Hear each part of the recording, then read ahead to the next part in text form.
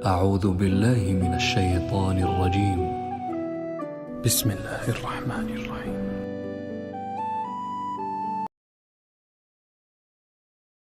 معلوم ہوا کہ آخرت کو مان بھی رہے ہیں، آخرت کا خوف نہیں رہا۔ جب ہم چہیتے ہیں، لاڈلے ہیں، سیاں بے کوتوال، کاہے کا ڈر؟ لہذا ہمیں تو کوئی خوف نہیں، جہنم ہوگی دوسروں کے لیے، ہمارے لیے تو ہے نہیں۔ یہی بات ہمارے ذہنوں میں بیٹھی ہوئی ہے۔ ہم جو کچھ بھی ہیں، خار ہیں اور یہ ہیں اور وہ ہیں، لیکن تیرے محبوب کی امت میں ہیں، لہذا ہمارا کلیم ہے جنت is our birthright, we have a reservation there. کون ہمیں اسے ڈپرائیو کر سکتا ہے؟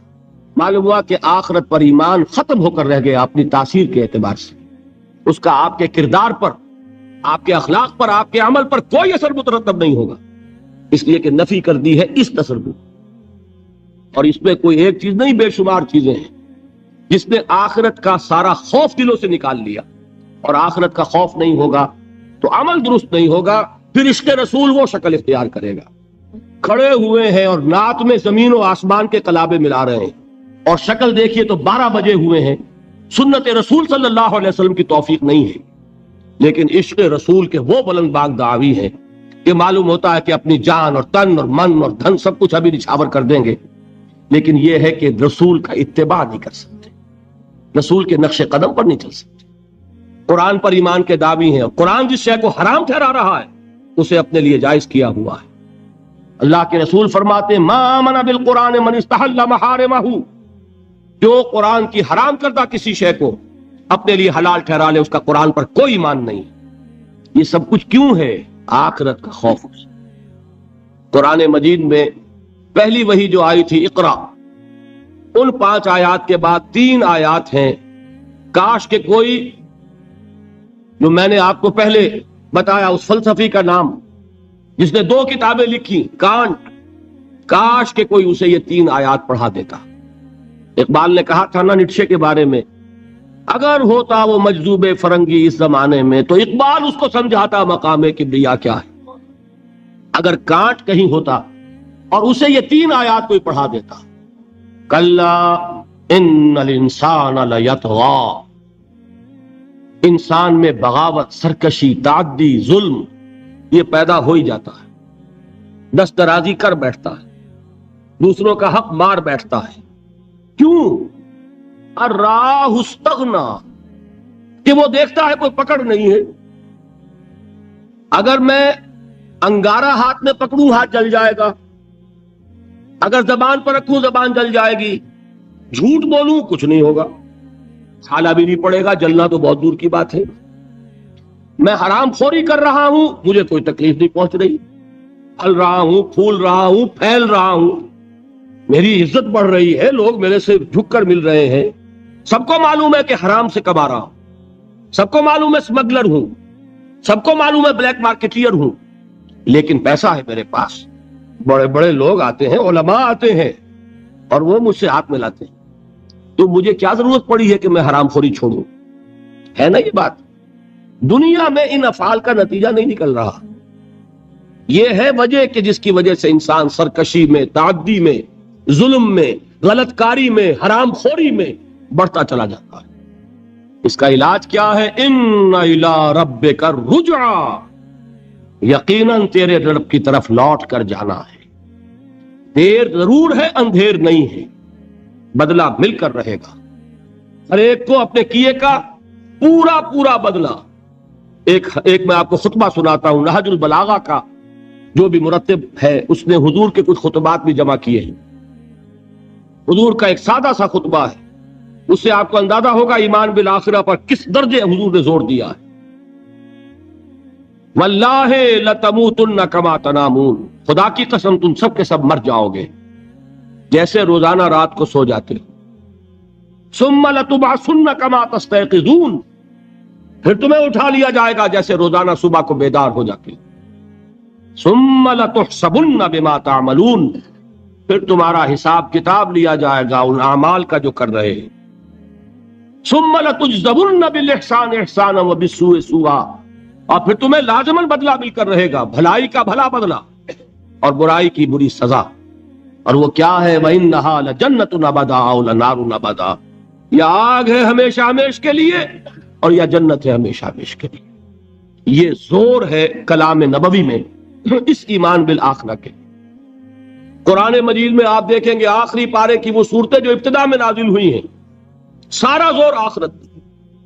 القارعہ ما القارعہ وما ادراک ما القارعہ یوم یکون الناس کالفراش المبثوث وتکون الجبال کالعہن المنفوش فاما من ثقلت موازینہ فہو فی عیشۃ راضیہ واما من خفت موازینہ فامہ ہاویہ وما ادراک ما ہی نار حامیہ۔ میں ایک مثال دے رہا ہوں، الحاقہ ما الحاقہ وما ادراک ما الحاقہ اما یتساءلون عن النبأ العظیم الذی هم فیہ یختلفون کلا سیعلمون ثم کلا سیعلمون۔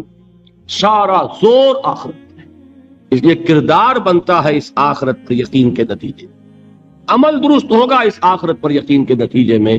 تو ایمانیات ثلاثہ کی ایک دوسرے کے ساتھ جو نسبت و تناسب ہے اہمیت کے اعتبار سے، اس کے لیے یہ الجبرے کے فارمولے کی طریقے سے یہ حقیقت ذہن نشین کر لیجئے، علمی اصولی نظری علمی اعتبار سے اصل اہمیت ایمان باللہ کی، قانونی فقہی شرعی اعتبار سے اصل اہمیت ایمان بالرسالت کی، اخلاقی عملی اعتبار سے اصل اہمیت ایمان بالآخرہ کی ہے۔ یہ میرا گفتگو کا 5واں باب ختم ہوا۔ اب ہے اہم ترین باب، 6واں باب، ایمان کے 2 درجے۔ یوں تو ایمان کے درجات بے شمار، ایک ایمان میرا اور آپ کا، ایک ایمان ابو بکر اور علی کا رضی اللہ تعالی عنہما۔ کوئی نسبت و تناسب ہے؟ کتنے درجے ہوں گے؟ وہ درجات گنے نہیں جا سکتے، ناممکن۔ لیکن جان لیجئے کہ ان کو 2 بڑے بڑے حصوں میں ہم تقسیم کر دیں گے۔ ایک ایمان ہے قانونی ایمان، اسی کے لیے ایک اصطلاح ہے اسلام۔ ایک ایمان ہے حقیقی ایمان، جس کے لیے ایک دوسرا لفظ ہے یقین۔ ان 2 چیزوں کو علیحدہ علیحدہ سمجھ لیجیے۔ دیکھیے، تصدیق میں نے کہا تھا ایمان کے معنی تصدیق ایک ہے زبان سے، ہاں آپ صحیح کہہ رہے ہیں، آپ اللہ کے رسول ہیں، میں نے مان لیا جو خبر آپ دے رہے ہیں، میں نے قیامت کو مانا، بعث بعد الموت کو مانا، اللہ کو مانا، اس کے اسماء کو مانا، اس کی صفات کو مانا، میں گواہی دیتا ہوں واشہد ان لا الہ الا اللہ واشہد ان محمد رسول اللہ۔ یہ کیا ہے؟ اقرار باللسان۔ اس کا نتیجہ کیا نکلا؟ کوئی ہندو ہو، سکھ ہو، پارسی ہو، عیسائی ہو، بدھ مت کا ماننے والا ہو، پھر یہ چوڑا ہو، چمار ہو، کسے باشد، آج یہ جملہ زبان سے نکالے، وہ دفعتاً کیا ہو گیا؟ مسلمان۔ کوئی یہاں لمبا چوڑا سفر نہیں ہے، مسلمان ہونے کے لیے کوئی لمبے چوڑے ریچولز نہیں ہے، کوئی لمبی چوڑی رسومات کا سلسلہ نہیں ہے۔ جو شخص یہ کہہ دے اور اقرار باللسان، ہم اسے مسلمان مانتے، الا یہ نوٹ کر لیجئے، مغالطہ ہو جاتا ہے بعض لوگوں کو، الا یہ کہ بعد میں یہ معلوم ہو کہ وہ کوئی ایسی بات بھی مانتا ہے جو اسلام کی یا حضور کی دی ہوئی بنیادی تعلیمات کے خلاف۔ جب یہ معلوم ہوگا تو ہم کہیں گے نہیں بھائی تم مسلمان نہیں ہوئے، اس کا نام تکفیر ہے، پھر اس کو کافر قرار دیا جائے گا۔ مثال دوں آپ کو، ایک شخص کہتا ہے اشہد ان لا الہ الا اللہ واشہد ان محمد رسول اللہ، ہو گیا مسلمان۔ بعد میں کہتا ہے میں نے آخرت کا اقرار کب کیا تھا؟ میں نے تو اللہ کو مانا، رسول کو مانا، یہ آخرت تو میں نے نہیں مانی۔ اب کیا کہیں گے آپ؟ اس کو مسلمان مانیں گے کہ نہیں؟ یہ تکفیر ہے۔ جب تک ہمیں معلوم نہیں کہ وہ آخرت کا منکر ہے، صرف کلمہ شہادت کی بنیاد پر اسے مسلمان مانا جائے گا۔ لیکن جب معلوم ہوا کہ وہ آخرت کا منکر ہے، اب اس کی تکفیر ہو جائے گی کہ نہیں تو مسلمان نہیں ہو، کافر۔ بالکل اسی طرح جب تک ہمیں معلوم نہیں کہ کوئی شخص جو کلمہ شہادت پڑھ رہا ہے وہ ختم نبوت کا منکر ہے، اس وقت تک وہ مسلمان مانا جائے گا. لیکن جب یہ معلوم ہو جائے کہ وہ ختم نبوت کا منکر ہے، اس کی تکفیر کی جائے. اس لیے کہ محمد الرسول اللہ نے جیسے خبر آخرت کی دی، ویسے ہی خبر اپنی نبوت کی اختتام اور تکمیل کی دی. تو یہ جو ہے اسلام یا ایمان قانونی، اس کا تعلق ہے اقرار باللسان سے. اس کی بنا پر ہم دنیا میں کسی کو مسلمان مانتے ہیں. لیکن ایک ہے تصدیق دل سے. سمجھ رہے ہیں بات؟ یہ دل سے تصدیق ہوگی تو حقیقی ایمان ہوگا. اگر دل سے تصدیق نہیں ہے، زبان سے تصدیق ہے، تو اسلام تو ہو جائے گا، ایمان نہیں ہوگا. بات سمجھ میں آئی؟ تو ایک ایمان کا قانونی درجہ ہے. اچھا، دل کی تصدیق کی بات ایسی ہے، ہر شخص سمجھ سکتا ہے، اس کو ہم ویریفائی نہیں کر سکتے. آج تک بھی، آج کیا تاریخ ہے؟ 12 دسمبر 1985 تک بھی کوئی آلہ ہمارے پاس ایسا نہیں جس کے ذریعے سے ہم دل میں اسے اتار کر یہ دیکھ لے کہ ایمان ہے کہ نہیں ہے. نہیں ہے نا؟ تو ایمان کی جو دنیا کا ایمان ہے، اس میں دل کی بات زیر بحث نہیں آئے گی. بات سمجھ رہے؟ مجبوری ہے ہماری. We can't know it, we can't verify it.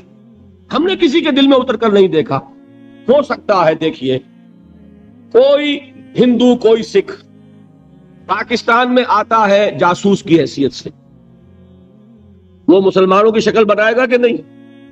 داڑھی بھی رکھے گا، خوب نماز سیکھ کے آئے گا، ختنہ کرا کے آئے گا، تاکہ کوئی آڑا وقت آئے اور ویریفیکیشن ہونے لگے تو میری آئیڈینٹی جو ہے مسلمان کی تسلیم ہو جائے. اور ہو سکتا ہے ہمارے ہاں بارڈر ایریاز میں کوئی امام مسجد بن کے بیٹھا ہوا ہو اور وہ ہندو جاسوس ہو. کیا اس کے دل میں ایمان ہے؟ نہیں.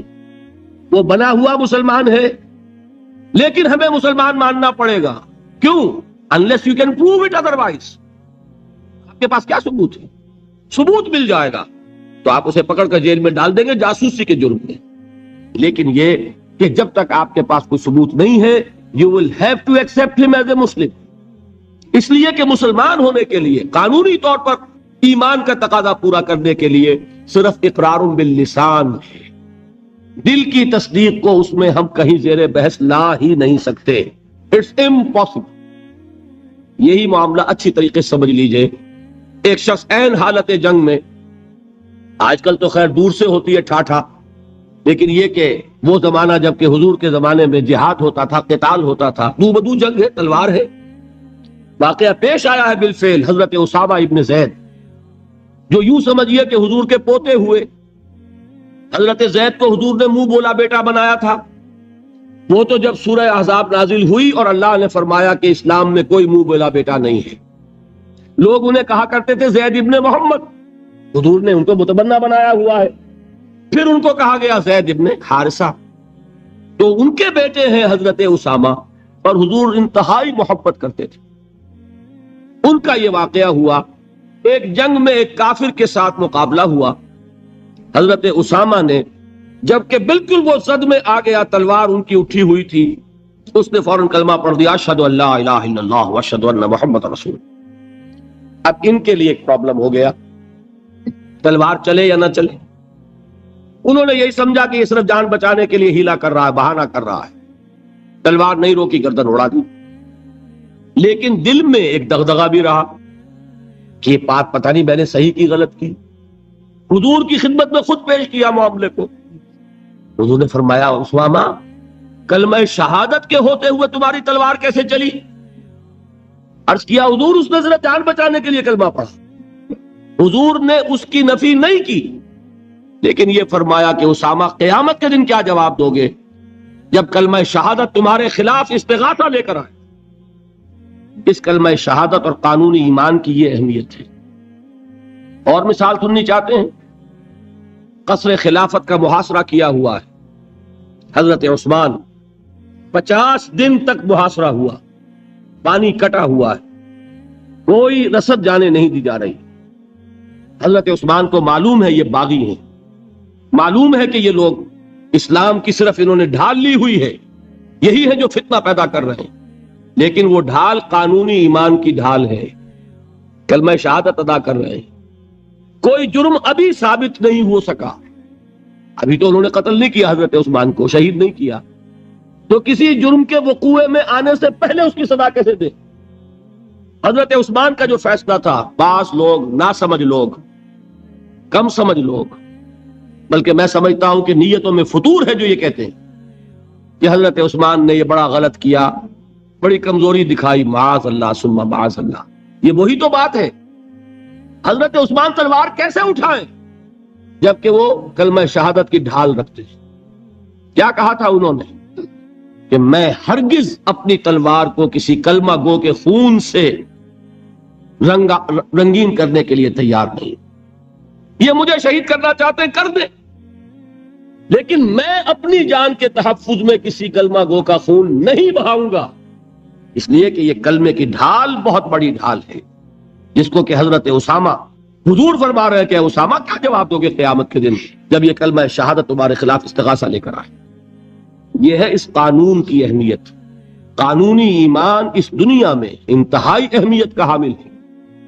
حضور نے فرمایا کہ ایک مسلمان کی جان اور اس کی آبرو اللہ کی نگاہوں میں اتنی محترم ہے جتنا کعبہ. یہ تو آج ہمارا حال ہو چکا ہے کہ مسلمان کے خون سے خنجر آلودہ کر رہا ہے، مسلمان کی گردنیں کاٹ رہا ہے. ہمارے ہاں بڑی جنگوں کو چھوڑیے جو ہو رہی ہے اس وقت، آپ دیکھیں گے کہ ہمارے ہاں، ہمارے ممالک میں، خاص طور پر پاکستان میں، چند ٹکوں کے لیے انسانی جان لی جا رہی. چھوٹے چھوٹے جھگڑے، چند روپے کا جھگڑا ہے اور انسانی جان لے لی گئی، جس کو حضور نے فرمایا کہ اس کا احترام اللہ کی نگاہ میں بالکل اتنا ہے جتنا کعبے کا احترام. یہ ہے اس قانونی اسلام کی اہمیت. لیکن یہ جان لیجئے اس قانونی ایمان کا عمل دخل صرف اس دنیا تک ہے. آخرت میں سابقہ پیش آئے گا اس ہستی سے جو ہماری طرح لاچار نہیں ہے، وہ دلوں کے حال کو جانتی ہے، علیم بذات الصدور ہے، وہ جانتی ہے یعلم ما تسرون وما تعلنون. اللہ تو جانتا ہے جو کوئی تم ظاہر کرتے ہو اور جو کوئی تم چھپاتے ہو. واللہ علیم بذات الصدور، وہ تمہارے سینوں کی کیفیت کو جانتا ہے. لہذا یہ قانونی ایمان کیا مانی؟ اگر صرف اقرار باللسان ہے اور تصدیق بالقلب نہیں ہے، یہ ایمان دنیا میں معتبر ہوگا، دنیا میں ایک مسلمان کی حیثیت سے تسلیم کرا لے گا، اس کو تمام لیگل رائٹس، تمام constitutional rights of a Muslim in an Islamic state, تمام legal and moral rights of a Muslim in an Islamic society, he will be entitled to everything. ہر حق اسے حاصل ہے. لیکن آخرت میں معاملہ ہوگا اس ایمان حقیقی کی بنیاد پر جو قلبی تصدیق کے ساتھ. تصدیق ہے تو مومن قرار پائے گا، تصدیق قلبی نہیں ہے تو مومن نہیں قرار پائے. یہ البتہ ہے اس تصدیق قلبی کے مدارج ہوں گے. یقین کی گہرائی، جیسا کہ میں عرض کر چکا، کہاں ابو بکر اور علی اور عمر اور عثمان اور طلحہ اور زبیر، کہاں سلمان فارسی، کہاں ابو ذر، کہاں ان کا ایمان، کہاں ہم میں سے کسی کا ایمان. زمین و آسمان کا فرق ہوگا. لیکن بیسیکلی تصدیق بالقلب ہوگا تو آخرت میں ایمان جو ہے تسلیم کیا جائے گا. اور اگر تصدیق بالقلب نہیں ہے تو دنیا میں چاہے وہ مسلمانوں کا بڑا لیڈر مانا جاتا ہو، وہ مسلمانوں کا رہنما تسلیم کیا جاتا ہو، یہاں کے سینسس کے رجسٹرز میں اس کا مذہب اسلام لکھا گیا ہو، کتنی ہی بڑی سے بڑی سند لے کر وہ چلا جائے اور آپ اس کے کفن میں بھی رکھ دیں کہ یہ دنیا میں مسلمان مانا جاتا تھا اور مسلمان ہی نہیں، مسلمانوں کا قائد اور رہنما مانا جاتا تھا. یہاں کی ساری سندیں اور یہاں کے سارے سینسس رپورٹس وہاں جو ہے پرے کاہ کے برابر وقت نہیں رکھتی. وہاں تو ایمان ہوگا دل کا تو ایمان ہوگا تسلیم، اور اگر تصدیق قلبی نہیں ہے تو اقرار باللسان کی بنیاد پر کوئی شخص وہاں مومن نہیں مانا. یہی وجہ دیکھیے اس ایمان مجمل کے الفاظ کو پھر دہرائیے، کتنے جامع الفاظ ہیں. میں خراج تحسین ادا کرتا ہوں اس عالم کو کہ جس نے یہ الفاظ مرتب کیے، اس لیے کہ یہ الفاظ حدیث میں نہیں ہیں، یہ کسی بہت بڑے عالم اور امام، میں تحقیق نہیں کر سکا کس کے ہیں، لیکن یہ کہ کوئی بہت گہرا جو معرفت ہے دین کی، دین کا فہم، جس کو کہ تفقہ فی الدین کہا گیا ہے، ایک ان ڈیپتھ انڈرسٹینڈنگ آف دین جن کو حاصل تھی، وہی یہ لفظ متعین کر سکتا ہے۔ آمنت باللہ کما ہو باسمائہ و صفاتہ وقبلت جمیع احکامہ، آگے کیا ہے؟ اقرار باللسان و تصدیق بالقلب، میں زبان سے اقرار کر رہا ہوں، دل سے تصدیق کر رہا ہوں، دونوں چیزیں ہیں تو قانونی ایمان بھی مہیا ہو گیا، حقیقی ایمان بھی مہیا ہو گیا۔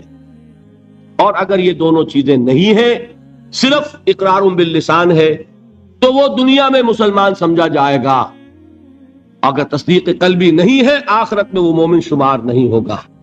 اچھا، ایک اور شکل بھی ہو سکتی ہے، ہو سکتا ہے تصدیق بالقلب ہو لیکن اقرار نہ کرے، یہاں وہ شخص بھی یہاں مسلمان نہیں مانا جائے گا، وہاں کا معاملہ اللہ کے حوالے ہے، وہ انڈیویجول کیس ہے، اللہ تعالیٰ جیسے چاہے اس سے معاملہ کرے، لیکن یہاں مسلمان اور مومن منوائے جانے کے لیے اقرار باللسان لازمی ہے۔ کسی شخص کو لاکھ یقین ہو، ابو جہل نے بھی اقرار کیا تھا جب اس سے سوال کیا گیا کہ کیا تمہارا یہ خیال ہے کہ محمد جھوٹ کہہ رہے ہیں صلی اللہ علیہ وسلم؟ تم نے کہا نہیں، محمد نے کبھی جھوٹ نہیں بولا۔ پھر سوال کیا گیا پھر ان کی بات کیوں نہیں مانتے؟ اس نے صاف اقرار کیا، میں یہ کہا کرتا ہوں give the devil his due۔ وہ ابو جہل ہے، کفار کا چوٹی کا لیڈر، حضور کا نہایت یوں کہیے کہ دشمن، لیکن یہ کہ اس کو بھی اگر اس کے اندر کوئی بات تھی تسلیم کیجئے، give the devil his due۔ اس نے جھوٹ نہیں بولا، سچ بولا۔ اس نے کہا میں کبھی نہیں مانتا یہ کہ حضور یہ محمد صلی اللہ علیہ وسلم جھوٹ بولتے، کبھی جھوٹ نہیں بولا۔ بھائی مانتے کیوں پھر نہیں؟ کہنے لگا کہ ہمارے اور ان کے درمیان ایک مسابقت اور مقابلہ چل رہا تھا۔ یہ قبائل کے اندر آپ کو معلوم ہے مقابلہ ہوتا ہے ایک دوسرے سے آگے بڑھنے کا، کہیں گھوڑا آگے بڑھانے پہ جھگڑا اور کہیں پانی پینے پلانے پہ جھگڑا۔ تو قریش ایک قبیلہ ہے، قریش کے گھرانے ہیں، یہ بنو ہاشم، بنو امیہ، بنو عدی، بنو فتیم، بنو فلاں۔ تو اس نے کہا کہ ہمارے اور بنو ہاشم کے درمیان ایک مقابلہ تھا، مسابقت تھی، ہم کندھے سے کندھا لگائے آ رہے ہیں آج تک، ہم نے آگے نہیں نکلنے دیا بنو ہاشم کو۔ انہوں نے سخاوتیں کی، ہم نے ان سے بڑھ کر کی، انہوں نے لوگوں کو کھانے کھلائے، ہم نے بڑے دسترخوان بچھا دیے، ابھی تک تو ہم کندھے سے کندھا ملائے آ رہے ہیں، اگر ان کی نبوت مان لیں تو ہم قیامت تک کے لیے نیچے ہو جائیں گے، اور یہ مجھے گوارا نہیں۔ اور مثال چاہیے، قرآن کتنی مرتبہ کہتا ہے کہ یہود کے علماء حضور کو اس طرح پہچانتے تھے جیسے اپنے بیٹوں کو پہچانتے، یعرفونہ کما یعرفون ابناہم۔ ایک شخص لاکھوں میں بھی اپنے بیٹے کے پہچان میں غلطی نہیں کرے، وہ مثال دی ہے اللہ تعالیٰ نے، ایسے پہچانتے ہیں محمد کو جیسے اپنے بیٹوں کو پہچانتے ہیں، لیکن ایمان نہیں لائے۔ ایک استثناء، حضرت عبداللہ ابن سلام رضی اللہ تعالی عنہ، علماء یہود میں سے جو ایمان لائے، باقی کوئی ایمان نہیں لایا۔ کیوں؟ کہ آج تک تو ہماری سرداری ہے، ہماری چودراہٹ ہے، لوگ ہم سے فتوے مانگتے ہیں، لوگ ہم سے آ کر پوچھتے ہیں، ہمارے ہاتھ چومتے ہیں، اگر ہم محمد کو مان لیں، ہماری سیادت، ہماری قیادت، ہماری چودراہٹ، ہماری مسند نشینی، یہ سب کے سب ختم ہو جائے گی، اور یہ ہمیں گوارا نہیں۔ یہ ہے اصل سبب۔ تو اقرار باللسان لازم، اور دنیا میں اسی پر دار و مدار ہے کسی کے مسلمان مانے جانے کا، لیکن تصدیق بالقلب لازم، اور آخرت میں کسی کے مومن مانے جانے کا کلیتاً دار و مدار تصدیق بالقلب۔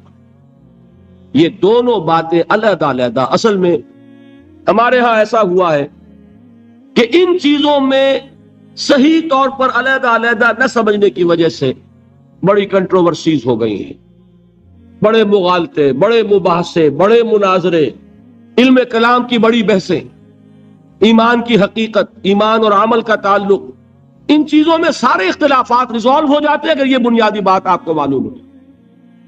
دیکھیے، ایک انتہا پر نکل گئے خوارج۔ خوارج نے کیا کیا؟ عمل کی بنیاد پر تکفیر، جس نے گناہ کبیرہ کیا کافر ہو گیا، کافر ہے تو مرتد ہے، مرتد ہے تو واجب القتل ہے، یہ ان کی بہت بڑی ٹھوکر تھی. اس دنیا میں مسلمان مانے جانے کا سارا دار و مدار صرف اقرار پر ہے. نماز نہ پڑھو کافر نہیں ہوگے، نماز کا انکار کرو گے کافر ہو جاؤ. روزہ نہ رکھو فاسق اور فاجر شمار ہوگے، روزے کا انکار کر دو کافر ہو جاؤ.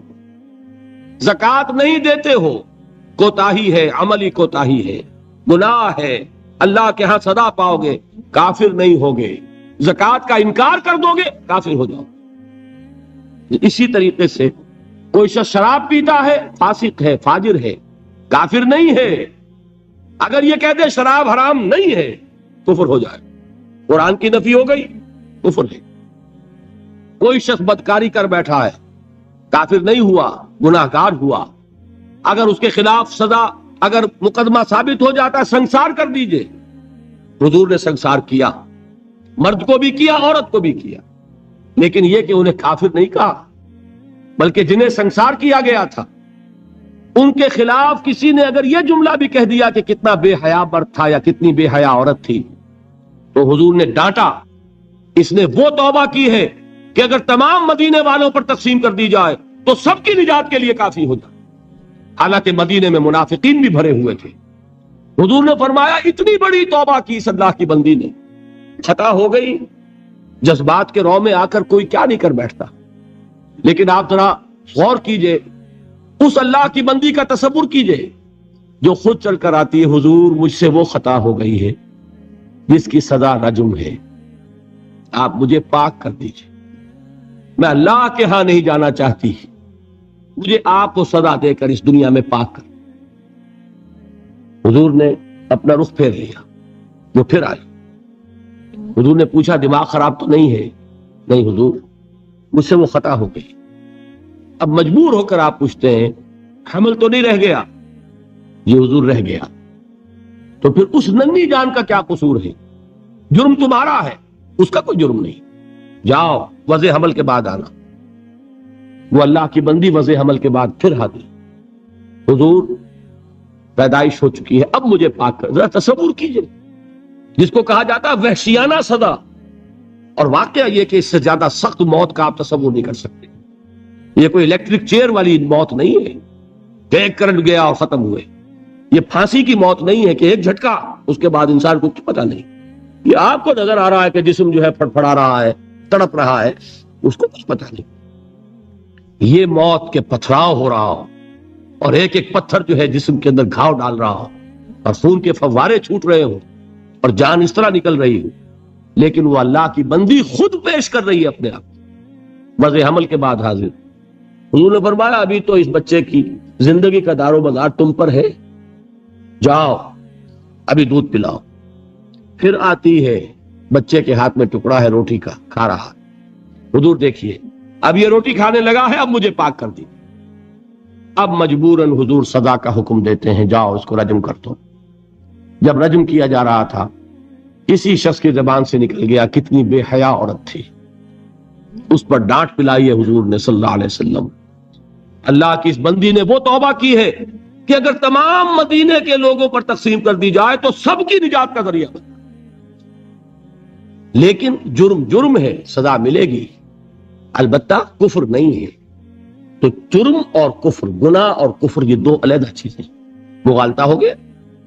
دنیا میں کسی کا مسلمان سمجھا جانا اس کے عمل پر دار و مدار نہیں ہے، بلکہ اس کے اقرار پر ہے، اقرار باللسان. دوسری انتہا پہ ہم پہنچ گئے ہوئے ہیں کہ جو کچھ بھی کریں، اور صرف قانونی اگر اسلام ہے، صرف وراثتاً منتقل ہو گیا ہے، اس کی کوئی حقیقت دل میں ہے ہی نہیں، لیکن کلمہ گو ہے. تو بھائی کلمہ گو تو منافق بھی تھے، کیا کلمہ نہیں پڑھتے تھے؟ کیا عبداللہ ابن ابی کلمہ نہیں پڑھتا تھا؟ اصل شے ہے تصدیق بالقلب. حقیقی مومن اللہ کے ہاں قرار پانا وہ کلمہ گوئی پر نہیں ہے، وہ تصدیق بالقلب پر ہے. اور تصدیق بالقلب ادنا درجے میں بھی ہوگی تو اس کا کوئی نہ کوئی اثر عمل میں ظاہر ہوگا. یہ ایمان اور عمل صالح کا وہ تعلق ہے جس پر کہ انشاءاللہ کل بحث ہونی ہے. میں نے عرض کیا تھا 2 ابواب کل زیر بحث آئیں گے. ایمان کا عمل سے کیا تعلق ہے اور ایمان کا جہاد کے ساتھ کیا رشتہ ہے. یہ کل اور پرسوں جو ہے یہ دو مباحث آئیں گے. اب میں ان کو یہاں چھوڑتے ہوئے آگے آخری بحث شروع کر رہا ہوں، ایمان اور امن. ایمان کا اصل حاصل دیکھیے، جہاں سے ہم چلے تھے وہاں پہنچ گئے. ایمان کا مادہ کیا ہے؟ امن. لفظ کہاں سے بنا؟ امن سے. امن کسے کہتے ہیں؟ نچنت ہونا، بے فکر ہونا، کوئی خطرہ نہیں، کوئی خوف نہیں، کوئی رنج نہیں، کوئی غم نہیں، کوئی ملال نہیں، کوئی اندیشہ نہیں، کوئی کھٹکا نہیں. یہ ہے امن. ایمان کا اصل حاصل جو انسان کو حاصل ہوتا ہے، اگر ایمان حقیقی موجود ہو، وہ امن، وہ سکون ہے، وہ اطمینان ہے، وہ اندرونی سکون، اندرونی امن، قلبی اطمینان. الا بذکر اللہ تطمئن القلوب. یہ ایمان کا اصل حاصل. میں اس کو ذرا ایک تو میں ان آیات کے حوالے سے سامنے رکھنا چاہتا ہوں. سورہ انعام کی آیت میں نے آپ کو سنائی تھی. سورہ انعام میں ایک مومن اور ایک مشرک، دو گروہوں کو سامنے رکھا گیا. پھر سوال کیا گیا، ای الفریقین احق بالامن ان کنتم تعلمون. اے ہوش مندو، اے عقل والو، ذرا سوچو، امن کا مستحق کون ہے ان دونوں گروہوں میں سے؟ ایک اللہ کا ماننے والا، توحید کا ماننے والا، آخرت کا ماننے والا، رسالت کا ماننے والا. ایک مشرک ہے، منکر ہے، کافر ہے، ملحد ہے. امن کسے حاصل ہوگا؟ سوال کیا گیا اور اب جواب خود دیا گیا. الذین آمنوا ولم یلبسوا ایمانہم بظلم اولئک لہم الامن وہم مہتدون. وہ لوگ جو ایمان لائیں اور اپنے اس ایمان میں شرک کی آمیزش نہ کریں. اب اس پر ایک مکمل تقریر میری ہونی ہے، وہ جو 17 تاریخ کی آپ کو بتائی گئی. شرک کسے کہتے ہیں؟ شرک کی اقسام کیا ہے؟ شرک کی قسمیں کیا ہیں؟ اس کا بھی بڑا محدود تصور ہے ہمارے ذہنوں میں. بہرحال اس پورے تصور کو اس وقت اپنے ذہن میں فرض کر کے جو شخص شرک سے بچ جائے اور ایمان رکھتا ہو، وہ ہے امن کا حقدار. وَهُمُ الْمُهْتَدُونَ، اور وہ ہے ہدایت یافتہ، ہدایت پانے والے. ایمان اور امن کا یہ رشتہ ہے. ایک اور حوالے سے اس کو ذہن میں بٹھا لیجئے. جب آپ نئے مہینے کا چاند دیکھتے ہیں، ہلال دیکھتے ہیں، تو کیا دعا مانگتے ہیں؟ اگر اللہ نے توفیق دی ہے، اگر آپ نے یاد کی ہے دعائے مسنونہ، کیا الفاظ ہیں؟ اللہم اہلہ علینا بالامن والایمان والسلامت والاسلام. اے اللہ، یہ مہینہ جو اس چاند کے ساتھ چڑھ رہا ہے، شروع ہو رہا ہے، طلوع ہو رہا ہے، اے اللہ اس مہینے کو ہمارے لیے امن اور ایمان اور سلامتی اور اسلام کا ذریعہ بنا. معلوم ہوا امن کا تعلق ایمان سے اور سلامتی کا تعلق اسلام سے. اب قرآن کی ایک آیت اور حضور کی یہ دعائے مسنونہ اس ایمان اور امن کے تعلق کو جس طرح واضح کر رہی ہے، اس کو سامنے رکھ کر بات سمجھیے عقلاً. اس کو قرآن مجید میں سورہ حامیم سجدہ میں بیان کیا گیا. ان الذین قالوا ربنا اللہ ثم استقاموا تتنزل علیہم الملائکہ الا تخافوا ولا تحزنوا وابشروا بالجنۃ التي کنتم توعدون. جو لوگ اللہ پر ایمان لائیں، کہیں کہ ہمارا رب اللہ ہے، پھر اس پر جم جائیں. ان پر فرشتوں کا نزول ہوتا ہے. نہ کوئی غم کرو، نہ خوف، خوشیاں مناؤ جنت کی جس کا تم سے وعدہ کیا گیا تھا. اللہ کی ربوبیت پر اطمینان جب انسان کو ہو جاتا، میرا رب اللہ ہے، ربی اللہ، انسان کے لیے نہ کوئی کھٹکا، نہ کوئی خطرہ، نہ کوئی خوف، نہ کوئی حزن. جو کچھ ہو رہا ہے کس کے اذن سے ہو رہا ہے؟ اللہ کے اذن سے. اللہ کے اذن کے بغیر پتہ تک نہیں ہلتا. یہ کوئی اندھا بہرا مادہ نہیں ہے جس سے مجھے کوئی خوف ہو. اندھا بھینسا چلا آ رہا ہو، اس سے تو ڈرنے کا ہر انسان کو ڈرنا چاہیے، نہ معلوم کس کو ٹکر مار دے. لیکن نہیں، اس کائنات کو چلانے والا ایک سمیع و بصیر خدا ہے. وہ جو میرا دوست ہے، میرا ولی ہے، اللہ ولی الذین آمنوا یخرجہم من الظلمات الی النور، اللہ اہل ایمان کا ولی ہے، ساتھی ہے، پشت پناہ ہے، مددگار ہے، حمایتی ہے۔ بتائیے جسے یقین ہو جائے کہ اللہ میرا مددگار، اللہ میرا محافظ، اللہ میرا پشت پناہ، اللہ میرا حمایتی، اس کے لیے کوئی خوف ہوگا؟ اس سے کوئی ڈر ہوگا؟ میں مثال دیا کرتا ہوں ایک بہت سادہ، پنجاب کے دیہات کی۔ وہ بڑا چودھری ہے اور کوئی غریب کسان ہے، اس غریب کسان کی کہ جانوروں کو ہر وقت اندیشہ ہوگا چوری کا، کوئی میری بھینس کھول کر نہ لے جائے، کوئی میرا بیل کھول کر نہ لے جائے۔ لیکن جس کے بارے میں یہ سب کو معلوم ہو کہ وہ جو بڑا چودھری ہے وہ اس کا دوست ہے، اس کی بچیا کو کوئی خوف ہوگا؟ اس کی بھینس پر کوئی ہاتھ ڈالے گا؟ اسے کوئی اندیشہ ہوگا؟ نہیں۔ کیوں؟ کہ وہ بڑا چودھری، بڑا اس کا یہاں کا سردار، جاگیردار، سب کو معلوم ہے وہ میرا دوست ہے، کوئی میرے خلاف اقدام نہیں کر سکتا۔ اس دنیا میں یہ چھوٹی سی بات اگر آپ کے دلی اطمینان اور سکون کا باعث بن سکتی ہے تو ذرا تصور کیجئے۔ میں لفظ تصور استعمال کروں گا صرف اس لیے کہ اس کا ہم جس کو کہتے ہیں ادراک اور شعور کر نہیں سکتے، اگر کے ساتھ کر سکتے۔ اگر یقین ہو کہ اللہ میرا مددگار اور یقین ہو کہ اللہ ہر آن میرے ساتھ ہے، پھر کوئی خوف؟ کس کا خوف؟ کوئی شے اللہ سے بالا تر ہے؟ کوئی قوت اس سے زیادہ طاقتور ہے؟ کوئی اس کے ارادے کو بدلنے والا ہے؟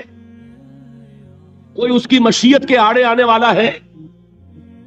یہی بات ہے جو حضور نے فرمائی، یہ ایمان کا حاصل ہے لب لباب۔ کہ دیکھو اچھی طرح اس بات کو ذہن نشین کر لو، اگر تمام انسان مل کر تمہیں کوئی نقصان پہنچانا چاہے نہیں پہنچا سکتے، مگر جو کچھ اللہ نے لکھ دیا ہو، اور تمام انسان مل کر تمہیں کوئی نفع پہنچانا چاہے نہیں پہنچا سکتے، مگر وہ شے جو اللہ نے طے کر دی۔ آپ پھر میں کہوں گا ذرا طاری کیجئے، اسے فرض کیجئے، اسے سوچئے، اگر اس حدیث پر ہمارا دل ٹھکا ہوا ہو تو کسی سے ڈر ہوگا؟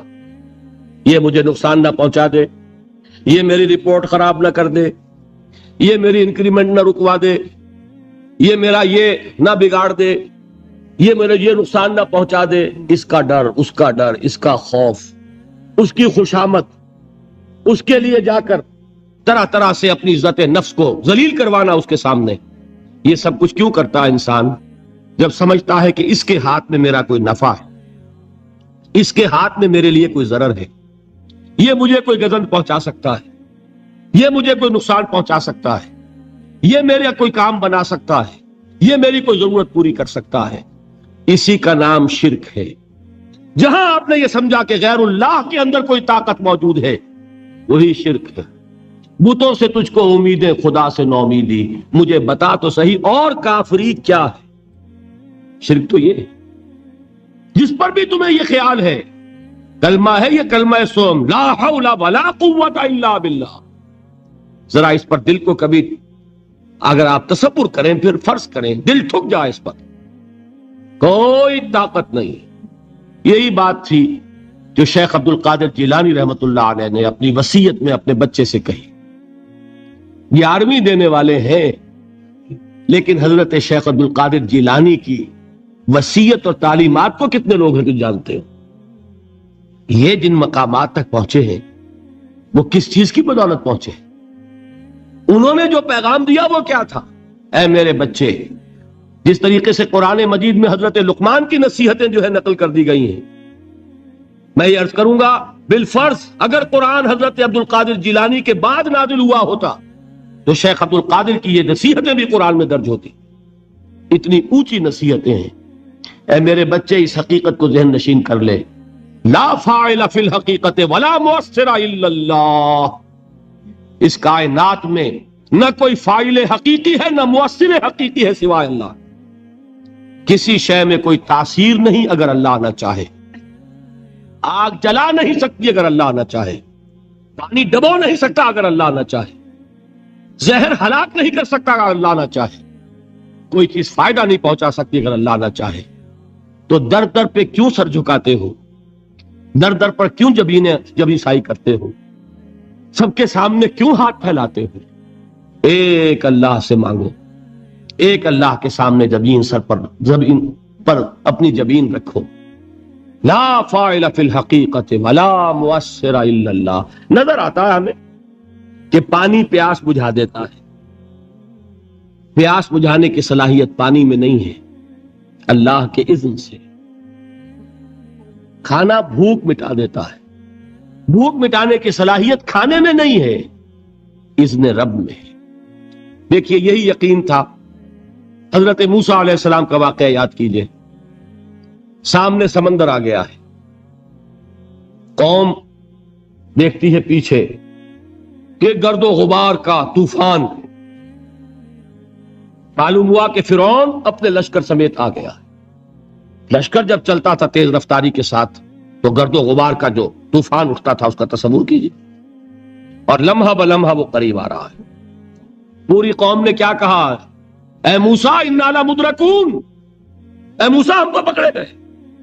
قرآن مجید نے تو یہاں وہ باتیں نہیں لکھی ہیں، لیکن تورات میں یہ درج ہے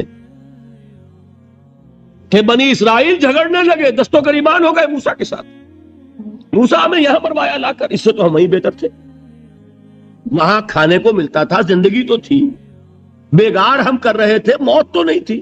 اب جو کچھ ہوگا اس کا تصور کرو، جس طریقے سے ہمارے ٹکڑے اڑائے جائیں گے. تو لڑ رہے ہیں حضرت موسیٰ علیہ السلام سے. یہ تورات کی تفصیل ہے. قرآن میں صرف اتنا آیا ہے، پریشان ہو کر انہوں نے کہا انا لمدرکون، موسیٰ ہم تو پکڑے گئے. اس وقت موسیٰ کا جواب کیا ہے؟ کلا ان معی ربی سیہدین. نہیں، میرے ساتھ میرا رب ہے، وہ راستہ دے گا. بتائیے کہاں راستہ نظر آ رہا ہے؟ یہ ہے ایمان بالغیب. راستہ نظر نہ آئے تب اللہ پر یقین ایمان ہے.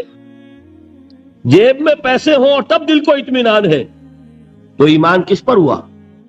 پیسے پر، اللہ پر نہیں. جب وسائل و ذرائع نہ ہو اور پھر یقین ہو کہ اللہ مسبب الاسباب ہے، وہ اسباب کا پابند نہیں ہے، وہ اسباب کا محتاج نہیں ہے، اسباب اس کے محتاج ہیں. اگر یہ یقین ہے تو اللہ پر ایمان ہے. یہ نہیں ہے تو تمہارا ایمان اسباب پر ہے، وسائل پر ہے، ذرائع پر ہے، مادیات پر ہے، اللہ پر نہیں. اس وقت کہاں راستہ تھا؟ کوئی راستہ تھا؟ سمندر ہے اور ادھر سے لشکر آ گیا ہے. کلا ان معی ربی سیہدین. اب دیکھیے ایمان کہہ دینا آسان ہے، ہوا معکم اینما کنتم، جہاں کہیں بھی تم ہوتے ہو اللہ تمہارے ساتھ ہوتا ہے. لیکن اس کا یقین قائم ہو جائے تو زمین و آسمان کا فرق واقع ہو جائے. یہی بات ہوئی حضور کے ساتھ. غار ہے، چھپے ہوئے ہیں محمد رسول اللہ اور آپ کے وہ یار غار ابو بکر صدیق رضی اللہ تعالی عنہ. اقبال نے حضرت ابو بکر کی شان میں چند اشعار کہیں صرف، لیکن واقعہ یہ ہے کہ بھاری بھاری نظموں پر اور قصیدوں پر بھاری ہے. طویل ترین نظمیں اور قصیدے ہوں ان پر بھاری ہے. ہمتیں ابو بکر کی ہمت جو ہے، کشت ملت را چو ابر، جیسے بارش سے کھیتی اپجتی ہے، ابو بکر کی ہمت اور عزیمت اس امت کو اسی طرح سینچنے والی ہے. ثانیے اسلام و غار و بدر و قبر، وہ دوسرے تھے اسلام میں، دوسرے. پہلے کون تھے؟ انا اول المومنین، حضور فرماتے ہیں سب سے پہلا ایمان لانے والا میں. دوسرے ابو بکر. ویسے ہمارے ہاں یہ چلتا ہے اختلاف، حضرت علی پہلے ہیں کہ حضرت ابو بکر پہلے ہیں، لیکن اس میں بڑی خوبصورت تطبیق قائم کی ہے علماء نے اور بہت صحیح ہے. چار کے بارے میں فیصلہ ہی مت کرو کہ کون پہلے ہے. ان کی ایک عجیب تقسیم کر دی ہے. آزاد مردوں میں، بالغ مردوں میں سب سے پہلے ابو بکر، بچوں میں سب سے پہلے علی، خواتین میں سب سے پہلے خدیجہ، اور غلاموں میں سب سے پہلے زید ابن حارثہ۔ بڑی پیاری تقسیم ہے، یہ چاروں ہی پہلے ہیں، ہر ایک کے لیے اولیت ہے۔ اور واقعہ یہ ہے کہ اگر زمانی اعتبار سے تعین ہوگا تو پہلے خدیجۃ الکبریٰ آئیں گی رضی اللہ تعالی عنہ۔ کسی اور سے بات کرنے کی نوبت بعد میں آ سکتی ہے، پہلے تو اہلیہ محترمہ سے بات ہوئی، آتے ہی پہلی وحی ہوئی ہے، ابھی تبلیغ کا حکم نہیں تھا۔ کس کو بتایا واقعہ؟ ابھی اپنی نبوت کی تبلیغ کا تو حکم ہی نہیں آیا۔ واقعہ کس کا ہے؟ تو خدیجہ کا ہے۔ جب کہا ہے کہ خشیت علی نفسی، مجھے اپنی جان کا اندیشہ ہے، تو کیا جواب دیا خدیجہ نے رضی اللہ تعالی عنہا؟ وہ صدیقۃ الکبریٰ ہے۔ صدیقات جو ہے خواتین، ان میں چوٹی پر خدیجۃ الکبریٰ ہے رضی اللہ تعالی عنہ، اور صدیق جو مرد ہیں ان میں صدیق اکبر ہے ابو بکر صدیق رضی اللہ تعالی عنہ، لیکن صدیقات میں چوٹی پر۔ جب حضور نے فرمایا خشیت علی نفسی، کیا فرمایا، کیا عرض کیا، کیسے تسلی دی؟ نہیں، اللہ آپ کو ضائع نہیں کرے گا، آپ غریبوں کے ہمدرد ہیں، آپ مساکین کے تکالیف رفع کرنے والے ہیں، آپ بیواؤں کی سرپرستی کرتے ہیں، آپ مسافروں کی خدمت کرتے ہیں، اللہ آپ کو ضائع نہیں کرے گا۔ یہ یقین ہے اس خاتون کے اندر۔ خیر وہ ایک علیحدہ بات ہو جائے گی۔ میرے دل پر حضرت خدیجہ رضی اللہ تعالیٰ عنہ کی شخصیت کا بڑا گہرا نقش ہے، جو وہ کوئی اور ہی وقت اور موقع ہوا تو بیان ہوگا۔ بہرحال اقبال نے ایک مصرے میں جو 4 اولیتیں جمع کر دی ہیں، ہمتیں او کشت امت را چو ابر، ثانی اسلام و غار و بدر و قبر۔ اسلام میں حضور کے بعد پہلے کون؟ ابو بکر۔ غار میں حضور کے ساتھ کون؟ بکر۔ بدر کی رات اللہ کا رسول سربسجود، وہ جھاڑ، وہ گھاس پھوس کی جو جھوپڑی بنائی گئی تھی، اور وہاں تلوار ننگی لے کر پہرا دینے والا کون؟ ابو بکر۔ اور اس حجرہ عائشہ میں محمد کے بعد سب سے پہلے دفن ہونے والا کون؟ ابو بکر رضی اللہ تعالی عنہ وصلی اللہ علیہ وسلم۔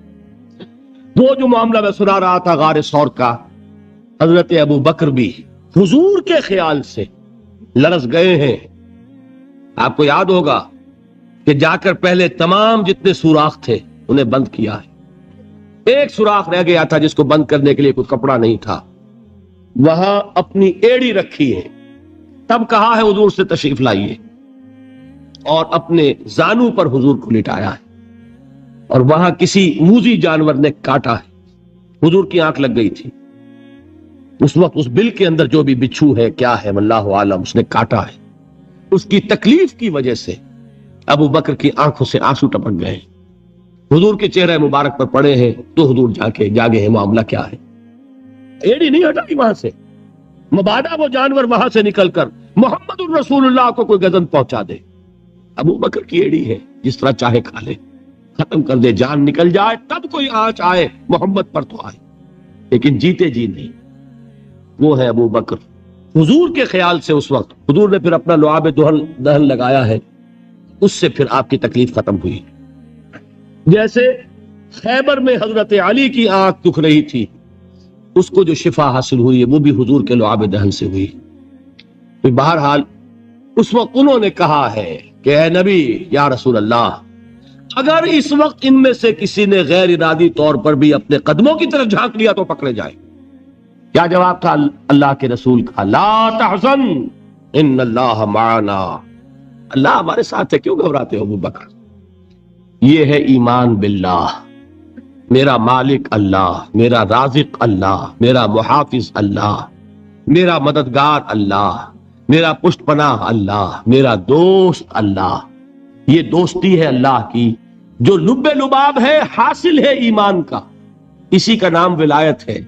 اولیاء اللہ کے سروں پر سینگ نہیں ہوتے، جس کے دل میں ایمان راسخ ہو چکا ہو وہی اللہ کا ولی ہے، جسے اللہ پر یقین ہو چکا ہے وہی اللہ کا ولی ہے، جسے یقین ہے اللہ میرے ساتھ ہے، میرا مددگار، میرا پشت پناہ، میرا ساتھی، میرا دوست، میرا محبوب، میرا محب۔ اللہ اہل ایمان سے محبت کرتا ہے. واللہ یحب الصادقین ان اللہ یحب الذین یقاتلون فی سبیلہ صفا کانہم بنیان مرصوص.